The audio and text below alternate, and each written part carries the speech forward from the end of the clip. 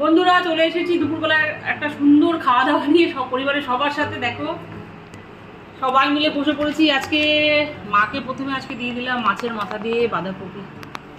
এদিকে বাঁধাকপি পড়ে গেল, এদিকে আমার থালে আজকে একটু ভেজ বিরিয়ানি নিয়েছি, সাথে নিয়েছি একটু আলু পনির। তারপর এদিকে আছে কাতলা মাছ, ওদিকে আছে লোটে মাছ, তারপরে আছে এদিকে আছে একটা লোটে মাছ যেটা একদম ঝাল কম দিয়ে। ওদিকে দিদিও বসে পড়েছে। আচ্ছা আমাকে লোটে দে। শুধু লোটে মাছ দেবো? লোটে দিয়ে খাবো। মাছ দেবো না, অন্য মাছ দেবো না? না অন্য মাছ, অন্য কোনো মাছ নেবো না, আমাকে শুধু লোটে মাছ দে। আচ্ছা লোটে মাছ দিয়ে তাহলে শুরু করো, পরে কাতলা মাছ দিচ্ছি। আর না না আর দিও না, দিও না, আর টু নে, আর দিও না ব্যাস। আচ্ছা লোটে মাছটা দেখতে তো ভালোই হয়েছে রে। দেখতে ভালো হয়েছে? খেয়ে দেখ, বল কেমন হয়েছে বল। দারুণ হয়েছে রে।